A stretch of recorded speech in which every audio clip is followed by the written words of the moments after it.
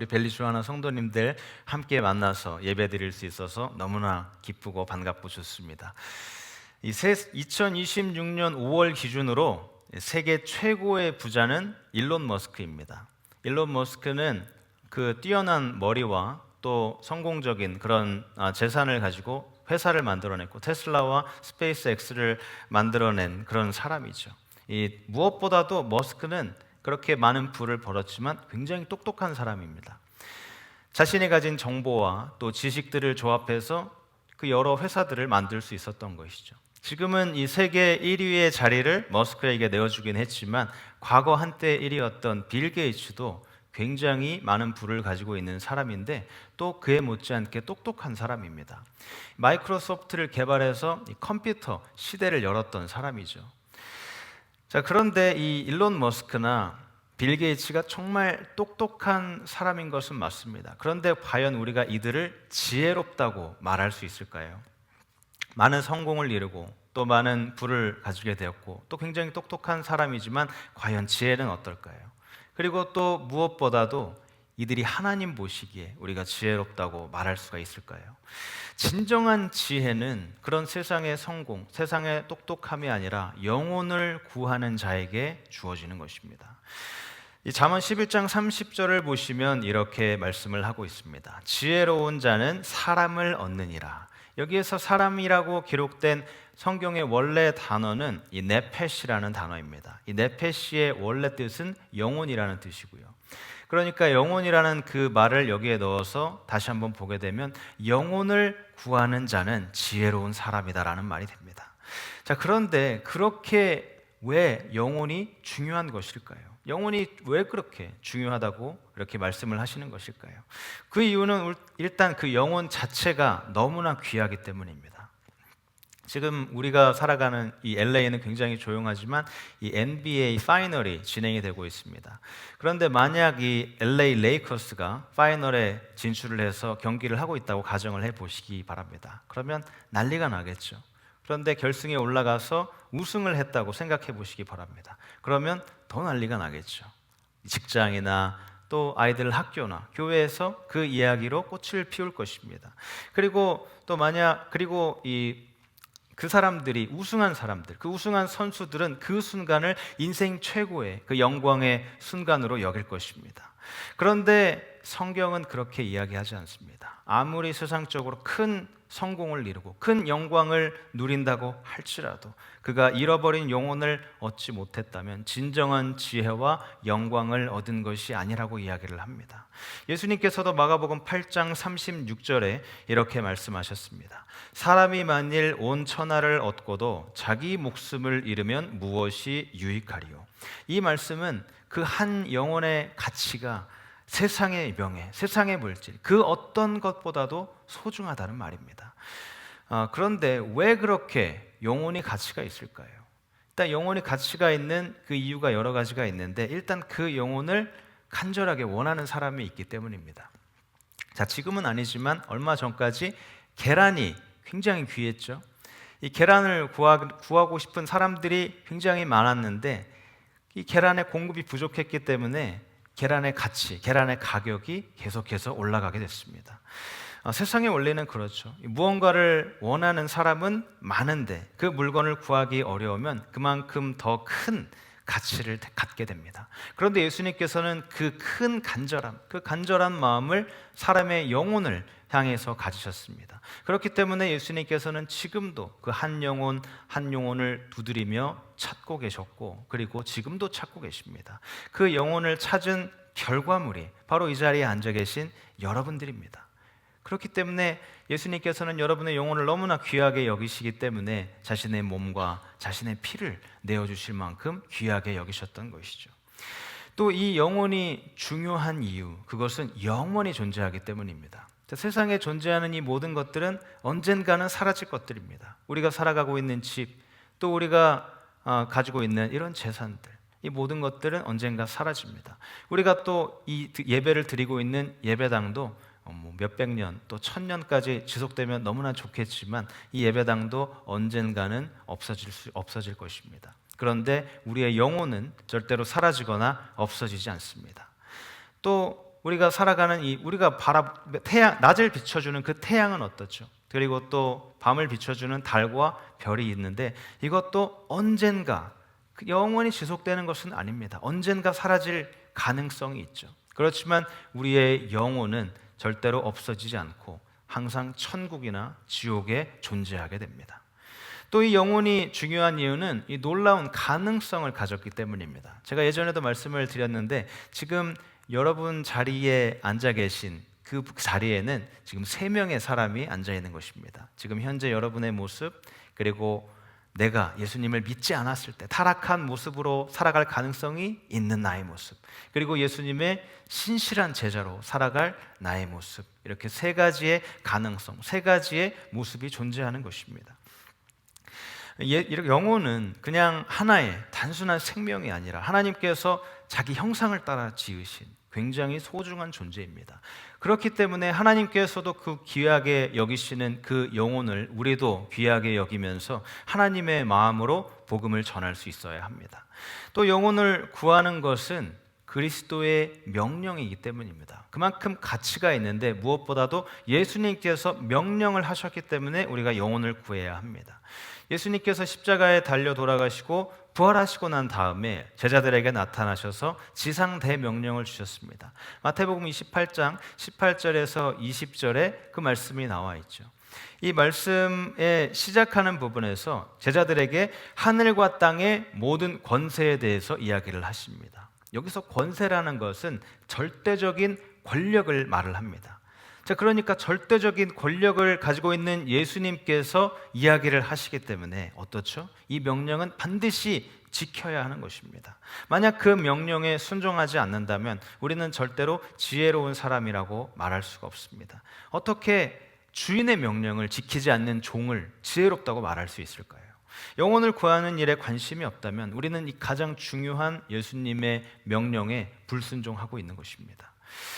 자, 이렇게 영혼을 얻는 자가 지혜로운 이유는 주님께서 그만큼 소중하게 여기시고 또 예수님의 명령이기 때문입니다.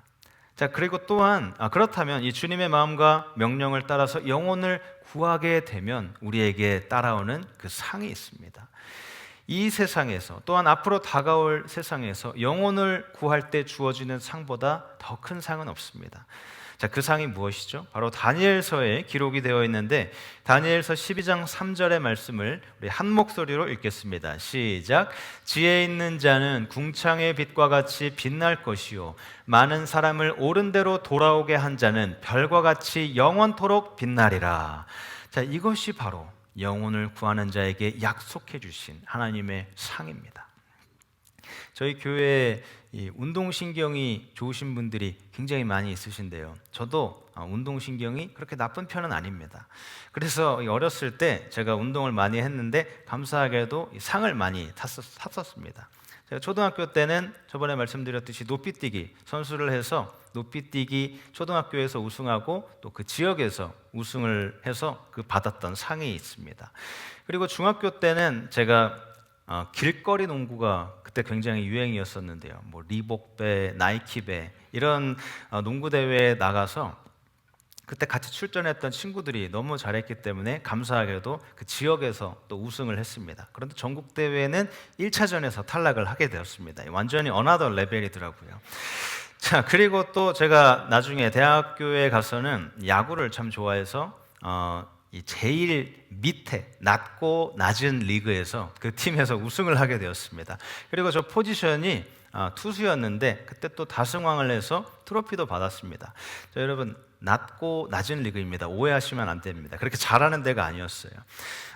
그런데 이 몇 개 되지도 않는 그 트로피와 상들이 지금 어디에 있는지 하나도 모르겠습니다. 제가 미국에 오게 되어서 저희 부모님께서 자연스럽게 방을 정리를 하셨고 제가 어느 순간 나중에 받았던 상이 기억이 나서 어머니께 여쭤보았더니 어머니께서 이런 말씀을 하십니다. 너가 그런 상을 받은 적이 있었니? 이렇게 이야기를 하시더라고요. 그렇듯이 여러분 이 땅에서의 영광은 너무나 쉽게 잊혀지고 금방 사라지게 됩니다. 자, 유명한 운동선수들도 비록 그 명예 전당과 같은 곳에 헌액이 되지만 과거에 그 헌액이 된 사람은 우리가 잘 알지 못합니다. 또 우리 자녀 세대, 우리 손주 세대들은 더 알 수가 없게 되죠. 그런데 여러분, 이 성경에서 말하는 잊혀지지 않는 영원한 상이 있습니다. 바로 우리가 읽었던 그 다니엘서의 말씀처럼 영원히 빛나는 그 상, 바로 영혼을 구원한 사람이 받게 되는 그 상은 영원히 빛나고 영원히 잊혀지지 않는 상입니다.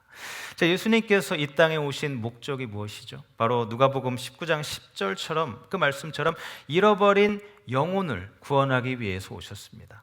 자, 성경 전체를 이 두 단어로 요약을 할 수 있는데요. 그것이 무엇일까요? 바로 오라 그리고 가라입니다. 오라는 것은 예수님께로 오라는 것이고요. 그리고 가라는 것은 내가 예수님께 받은 복음을 들고 세상으로 가라는 것입니다.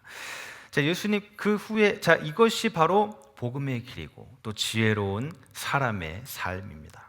자, 오늘 본문과 함께 그 영혼을 얻는 사람에게 주어진 약속과 그 과정에 대해서 함께 살펴보도록 하겠습니다.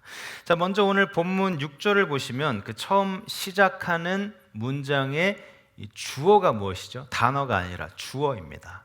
어렵지 않죠? 주어는 나가는 자입니다. 자, 나가는 자, 바로 이 영혼을 얻는 자의 첫 번째 순서는 바로 나가는 것입니다. 왜 그렇죠? 우리가 나가지 않으면 복음을 전할 수가 없기 때문입니다. 그렇기 때문에 이 나감은 선택이 아니라 필수입니다. 자, 그렇다면 또 어떤 분은 이렇게 이야기할 수 있죠. 저는 나가고 싶지 않습니다. 어느 정도 사업도 성공을 이루고 또 평안한 그런 삶을 살고 있기 때문에 저는 이 그리스도인으로 살면 이렇게 평안한 삶을 살 수 있다는 것을 제 삶을 통해서 보여주고 싶습니다. 자, 우리가 그리스도인으로서 평안하게 사는 것, 안정적이게 사는 것은 참 중요합니다. 그런데 우리가 꼭 기억해야 하는 것은 사람들이 내 삶을 보고 구원을 얻지 않는다는 것입니다. 오직 구원을 받을 수 있는 방법은 예수님을 아는 것이죠. 우리가 복음을 알려주지 않으면 내가 아무리 훌륭한 삶을 살아도 아무런 소용이 없는 것입니다.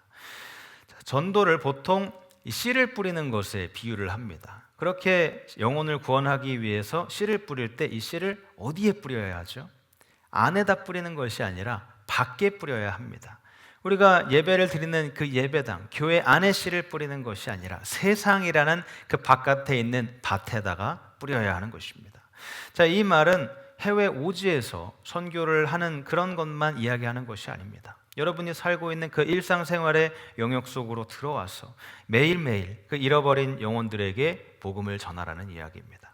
자, 오늘날 이 많은 교회들의 문제는 이 교회 안에서는 따뜻한 교제와 또 아름답고 또 은혜로운 찬양과 또 예배와 기도가 있지만 그것이 잃어버린 교회 밖에 있는 잃어버린 영혼들에 대한 그 마음이 부족하다는 것입니다. 사실 우리의 본분은 세상으로 나가는 것이죠. 자, 어떤 사람은 또 이렇게 이야기할 수 있습니다. 내가 아는 사람이 있는데 이분에게 복음을 전하고 싶은데 이 사람은 복음을 받아들이기에 너무 좋지 않은 사람입니다. 죄가 너무 많고요. 싸움도 너무 많이 하고 또 욕도 너무 많이 하고 도박도 하고 이상한 행동을 너무 많이 합니다. 자, 어떻죠? 잘 들어보니까 그 말이 맞죠? 왜 그럴까요? 죄인이기 때문입니다. 죄인이 죄를 짓는 것은 당연하죠. 그런데 이들에게 더 근본적인 문제가 있는데 바로 예수님을 알지 못한다는 것입니다. 그들이 죄를 짓고 또 욕을 하고 거친 삶을 살아가고 있는 이유는 그들의 삶을 만족시킬 수 있는 그 유일한 수단인 예수님을 모르고 살기 때문입니다. 자, 우리는 영적으로 구별된 삶을 살아야 하지만 세상으로부터 격리된 삶을 살아서는 되지 않습니다. 우리가 세상 속으로 들어가 그 사람들과 어우러지면서 그러나 이 사람들과는 구별된 삶을 사는 것이죠. 그렇기 때문에 우리는 세상 속으로 들어가야 합니다. 예수님께서는 누가복음 14장 23절에서 나가서 사람을 강권하여 데려다가 내 집을 채우라 이렇게 말씀을 하셨습니다. 그 말씀을 보고 또 어떤 사람은 이렇게 이야기할 수 있습니다. 우리가 교회를 아름답게 잘 세워놨으니까 교회가 있기만 하면 사람들이 알아서 찾아올 것이다. 그런데 성경은 죄인들을 향해서 교회에 오라고 이야기를 하지 않습니다. 오히려 교회에게 세상으로 나가라고 이야기를 하죠. 자, 여러분 솔직히 교회에 오실 때 주일날 아침에 피곤하신 그런 때가 많이 있으시죠? 저희 아이들은 토요일 밤이 되면 잠을 자지를 않습니다. 토요일 밤인데 왜 일찍 자라고 그러느냐 그러면서 그 드라마를 밤늦게까지 보고 또 주일날 아침에 피곤한 그런 몸을 가지고 교회를 나옵니다. 또 우리 어른들도 마찬가지죠. 우리가 늦게까지 또 친구들과 가족들과 함께 토요일에 좋은 시간을 보내면서 그렇게 지내고 싶습니다. 또 그렇게 시간을 보내다 보면 주일 아침에 일찍 일어나 교회에 오는 것이 굉장히 피곤할 때가 있습니다. 그럼에도 불구하고 우리가 교회에 와서 예배를 드리면 또 세상에 줄 수 없는 그런 기쁨을 느낄 수가 있죠. 그런데 믿지 않는 사람들은 그런 기쁨을 어디서도 찾을 수가 없습니다. 자, 그런 사람을 위해서 예수님께서 말씀하시는 것입니다. 나가야 한다. 우리가 해야 할 일은 기다리는 것이 아니라 나가는 것입니다. 자, 본문 6절을 다시 한번 보시면 맨 처음 시작하는 단어가 무엇이죠? 자, 주어가 아니라 단어입니다. 이제는 단어는 우는 것이죠. 울며. 이 영혼을 얻는 자의 그 두 번째 순서는 바로 열정입니다. 울며라는 표현, 눈물이죠. 그 앞에 5절도 눈물을 흘리며 씨를 뿌리는 자는 기쁨으로 거둘 것이다라는 약속이 있습니다. 자, 우리가 이 세상을 바라보면서 눈물을 흘려야 될 이유는 굉장히 많습니다. 그런데 실제로 그렇게 하기는 너무 어렵죠. 왜냐하면 여러 가지 이유가 있지만 그 이유 중에 하나는 바로 우리가 다른 사람들의 시선 때문이기도 합니다. 예수님께서 그 예루살렘에서 십자가에 달려 돌아가시기 위해서 그 감람산 지역을 통과하면서 걸어가셨습니다. 그렇게 감람산 기슭에 올라가서 예루살렘을 바라다 보시며 눈물로 그 마음을 위로하셨습니다. 그때 사람들의 시선을 전혀 신경 쓰지 않으셨습니다. 자, 누가복음 19장 41절에 그 말씀이 있는데 예수님께서 예루살렘 성을 보고 우셨다고 기록이 되어 있습니다. 그런데 여기서 우셨다는 말은 눈물을 살짝 흘리는 정도가 아니라 엉엉 우셨다는 이야기입니다. 예수님은 감람산 위에서 예루살렘을 내려다보시면서 그 가슴 깊은 곳으로부터 올라오는 그 마음으로 예루살렘을 향해 우셨습니다. 자, 눈물로 복음을 전했던 사도가 있는데 바로 사도 바울입니다. 사도행전 20장 31절에서 바울이 이야기를 합니다. 내가 3년이나 밤낮 쉬지 않고 눈물로 각 사람을 훈계하던 것을 기억하라. 자, 눈물은 하나님의 마음을 움직일 수 있는 힘이 있습니다. 히스기야 왕이 병들어서 죽게 되었을 때 그는 벽을 향해서 벽에 얼굴을 기대고 눈물을 흘리면서 자신의 목숨을 연장을 시켜달라고 열심히 기도를 했습니다. 그랬더니 하나님께서 이사야 선지자를 통해서 히스기야 왕에게 말씀해 주십니다. 너의 기도를 들었고 너의 눈물을 보았다. 자, 오늘 이 시대는 눈물 흘릴 성도를 기다리고 있습니다. 예수님의 마음으로 또 바울의 마음으로 바울의 눈물로 우리도 다시 눈물을 회복해야 할 때입니다. 영혼을 구하는 순서는 바로 영혼을 구하는 자의 다음 순서는 바로 힘입니다. 우리가 나가는 것 그리고 눈물 그 다음은 바로 힘입니다. 본문 6절을 보시면 다시 울며 씨를 들고 나가는 자라고 할 때 그 씨가 무엇이죠? 예수님께서 그 씨에 대해서 누가복음 8장 11절에 말씀을 하셨습니다. 씨는 하나님의 말씀이다. 자, 그처럼 씨는 하나님의 말씀이고 하나님의 말씀은 능력이 있습니다. 이 말씀에 대한 구절인 히브리서 4장 2절을 보시면 이렇게 이야기를 합니다. 하나님의 말씀은 살아있고 활력이 있어 좌우에 날선 어떤 검보다도 예리하여. 자, 여기에 살아있다라는 표현은 성경 원어인 그 헬라어로 조에라는 것입니다. 이 조에는 생명을 말하는 것이고요. 그리고 활력이 있다라는 것은 에네르게스라는 에네르게스라는 단어인데 여러분 무슨 단어가 기억나시나요? 에너지입니다. 여기서 이 말씀처럼 하나님 말씀에는 생명이 있고 에너지, 즉 힘이 있다는 것입니다. 자, 씨앗은 굉장히 작죠. 그런데 그 씨앗 안에는 생명이 있기 때문에 굉장한 힘을 가지고 있는 것입니다. 이것이 바로 영혼을 구하는 자가 의지할 진정한 힘입니다. 제가 한국에서 신학대학교를 다닐 때 배웠던 과목 중에 전도학이라는 수업이 있었는데 정말 재미없었습니다. 전도학 교수님이 설마 제 설교를 듣지는 않으시겠죠? 네, 그런데 그 수업은 별로 재미없었지만 한 가지 너무나 재미있었던 것은 부흥하고 있는 그 교회를 방문해서 목사님의 이야기도 듣고 또 목회 철학도 듣고 실제로 나가서 전도를 하는 것이었습니다. 그래서 그때 이 목사님의 이야기가 끝나고 교수님께서 저희들에게 이야기를 하셨습니다. 내가 너희들에게 2시간의 시간을 줄 테니까 나가서 한 명이라도 전도를 하는 사람에게 A+를 주겠다, 이런 이야기를 하셔서 제가 어떻게 했을까요? 바로 뛰쳐나가서 전도를 했습니다. 꼭 A+를 받고 싶어서 나간 것은 아니었습니다. 여러분 오해하시면 안 되고요. 그 당시 제가 유초등부 전도사를 하고 있었는데 매주 토요일 날 이 떡볶이를 들고 그 학교 앞에 나가서 아이들을 전도를 했는데 그 아이들이 정말 무수히 많은 그 아이들이 저희 유초등부에 찾아와서 함께 그렇게 부흥을 경험하고 예배를 했던 그 경험이 있어서 제가 나름 자신이 있었습니다. 어른들을 전도하는 것도 그와 비슷하게 하면 되겠지, 이런 마음으로 나가서 전도를 하는데 어떻게 됐죠? 아무도 듣지를 않습니다. 아무도 듣지 않고 다들 바쁘고 시간 없다 그냥 무시하고 그렇게 지나가시더라고요. 그런데 그 주변에 있었던 한 마트를 보게 되었는데 그 마트 안에 사장님이 심심한 듯이 앉아 계시더라고요.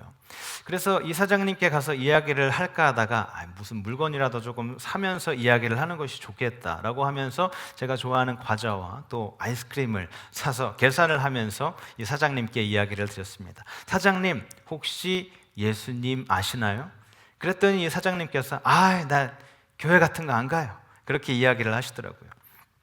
그래서 제가 교회가 아니라 예수님을 아시는지 그것에 대해서 궁금해서 여쭤보았습니다. 그랬더니 대답을 아예 안 하시더라고요.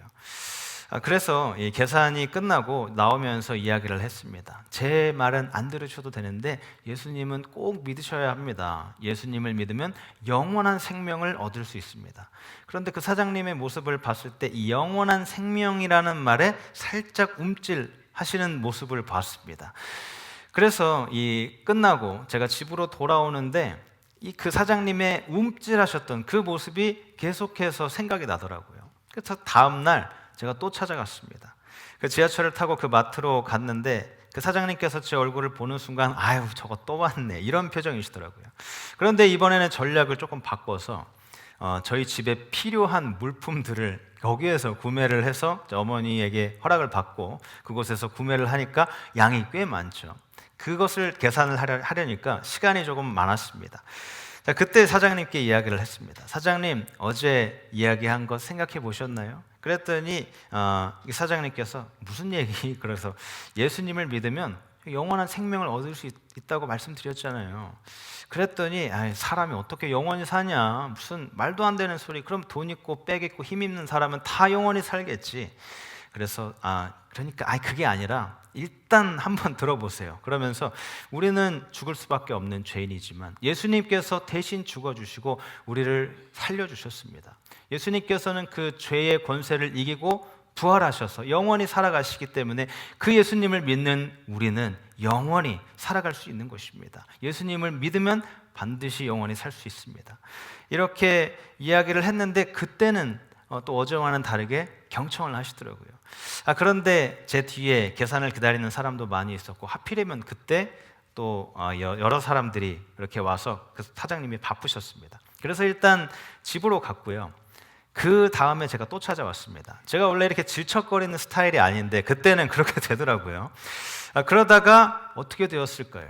이분이 이 전도학 그 수업 때 그 소개시켜줬던 그 교회를 가시게 되었습니다.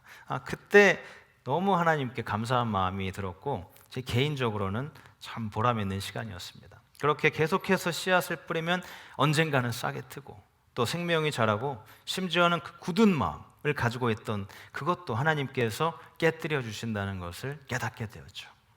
여러분, 하나님의 말씀이 바로 그런 힘이 있는 씨앗입니다. 그런데 아무리 좋은 씨앗이라도 반드시 뿌려져야 합니다. 우리가 알고 간직하고 그리고 나가서 뿌릴 때 열매가 맺히는 것입니다. 자, 영혼을 구하는 자의 순서가 무엇이었죠? 나감, 그리고 눈물, 힘, 하나님의 말씀입니다. 자, 그리고 마지막으로 영혼을 구하는 사람에게 주시는 하나님의 약속이 있습니다. 본문 6절을 보시면 반드시라는 말이 있는데요. 반드시 기쁨으로 단을 가지고 돌아온다고 약속해 주시는 것이죠. 그런데 이 말씀은, 이 약속은 우리가 복음을 전하는, 그 복음은 우리가 전하는 복음을 듣는 모든 사람이 다 구원을 받는다는 뜻은 아닙니다.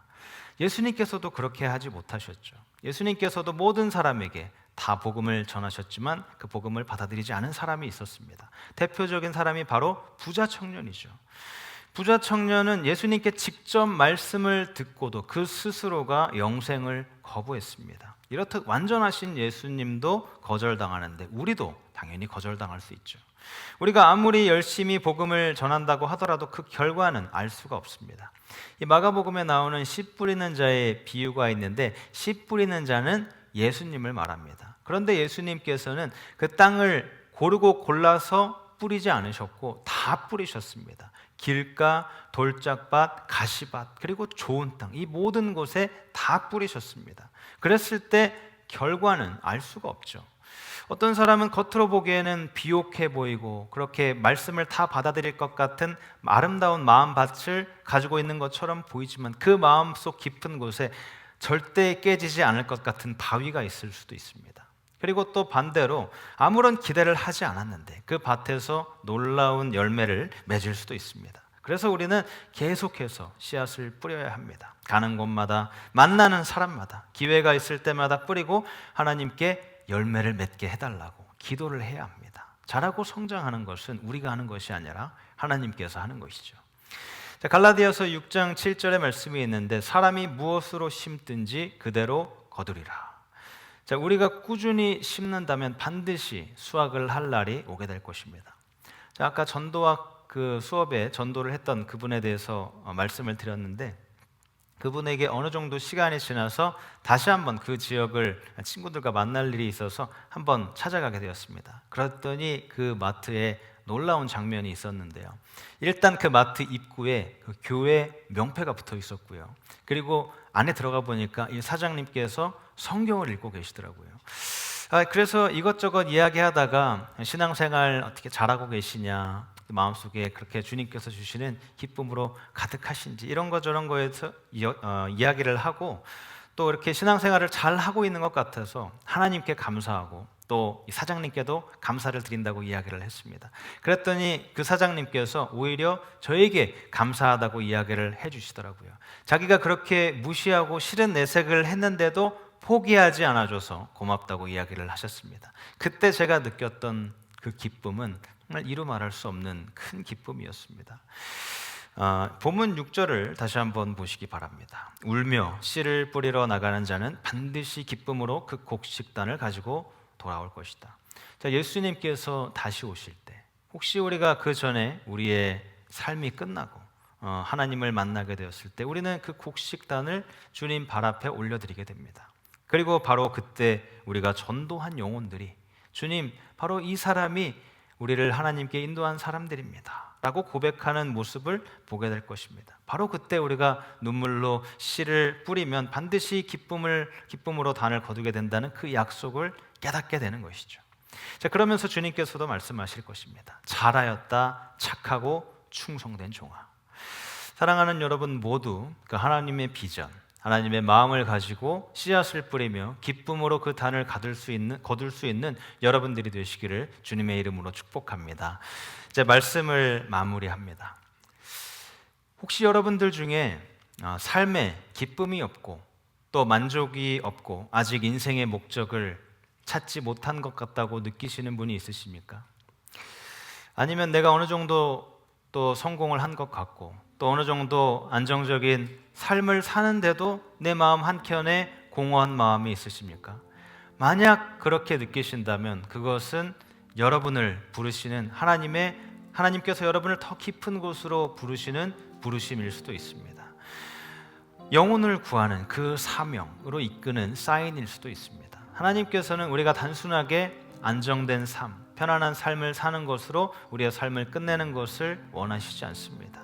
잃어버린 영혼을 향한 그 주님의 마음에 동참하기 원하십니다. 눈물로 씨를 뿌리는 자는 기쁨으로 단을 거둔다. 오늘 이 말씀을 통해서 하나님께서 우리에게 주신 약속, 또 복음을 전하는 그 지혜로운 사람들의 삶에 대해서 우리가 함께 보았습니다. 그런데 이 모든 사역의 출발점, 그것은 바로 하나님의 마음을 아는 것입니다. 예수님께서 이 땅에 오셔서 눈물을 흘리신 이유, 또 십자가를 지신 이유, 우리에게 복음을 맡기신 이유, 이 모든 사역의 중심에는 잃어버린 영혼을 향한 하나님의 간절한 마음과 사랑이 있습니다. 여러분이 영혼을 얻는 그 지혜로운 사람으로 살아가고 싶으시다면 그 시작은 하나님 아버지의 마음을 아는 것입니다. 아버지의 마음이 있는 곳에 내 마음이 있기를 원합니다. 주님의 눈물이 있는 곳에 내 눈물이 있기를 소원합니다. 이런 하나님의 마음으로 영혼을 구하는 지혜로운 사람으로 살아가는 여러분들이 되시기를 주님의 이름으로 축복합니다.